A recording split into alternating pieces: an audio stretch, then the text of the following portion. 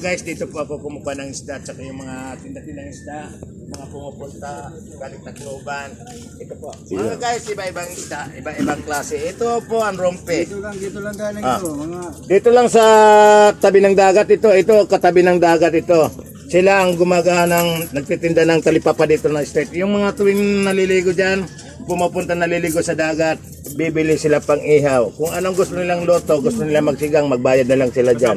Ang kanin dito, 10 peso lang. Bumili ka ng ulam dito, halagang 50, busog ka na, halagang 70 overall.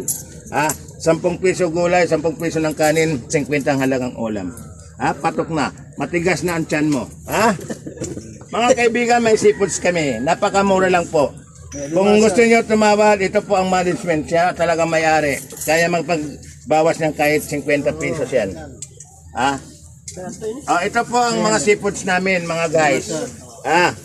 Ito po mga guys, ang seafoods namin. Mura din ito po. Ito talaga sariwa. Ito po tabi ng dagat. Mga guys, ito mga customer namin, Ito po ang pantinda ng isda namin, Iba-ibang klase. Ito po yellow pen. Ito po tinatawag ma'am sa litik. Koloketo po ito sa Tagalog. Ito alumahan po. Mga guys, ito po ang hanap buhay, mga kasamang ko, ito po ang hanap buhay nila. Ang hanap buhay ko liwat, ganun din, kaya nga lang linalako ko. Pupunta ko sa mga interior, sa Sakupan ng Dulag, sa Sakupan ng Tabon-Tabon, kasama din ang Burawin. Mga buro barangay dyan sa Burawin, doon sa dulo. Tinitiis ko lang dahil iniisip ko hanap buhay yan kapakanan ng anak ko. Ito lang nalalaman kong hanap buhay po. Guys, ito po ang kalagayan namin kahit maulan, nagtitiis lang po kami. Hindi araw-araw kumikita kami, minsan natatalaw kami. Tatanggap rin namin yun ang nalalaman namin hanap buhay kasi ang negosyo, hindi lahat panalo, may talo din. Pag naabutan ng tumal, hindi naubos ang isda, tsak talaga ibibigay namin sa mga kapitbahay, talo ang kinalabasan. Pag medyo mabili lahat, medyo tutubo. Nakataas ang noo. Ito masaya. Ito kahit talo okay lang, basta hindi pinadaan ng sugal. Ito yung mga namin, mga visitor.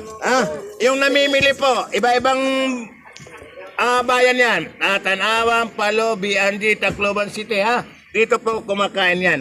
Bumibili ng isda at saka pinapasaing at saka bibili ng kanin.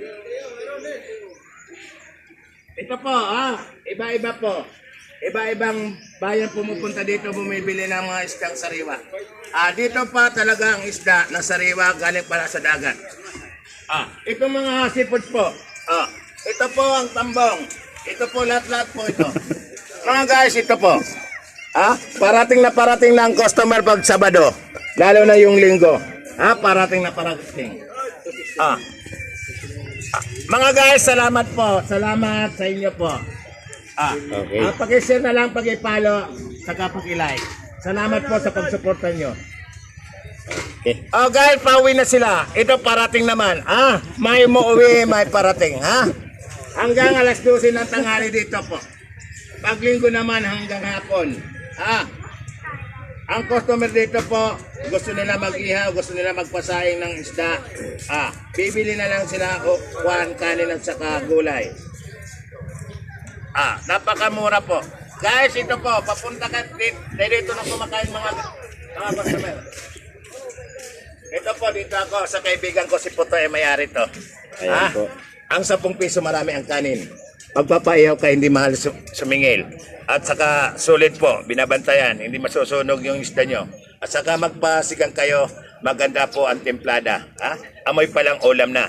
Ang mga customer niya po, talaga magaganda. Wapo. Welcome po yan. Basta may pambayad ka lang, may pambili ka lang kanin. 10 piso po ang kanin. Doon sa kabila din mayroon. Dito mayroon. Magpili-pili lang kayo.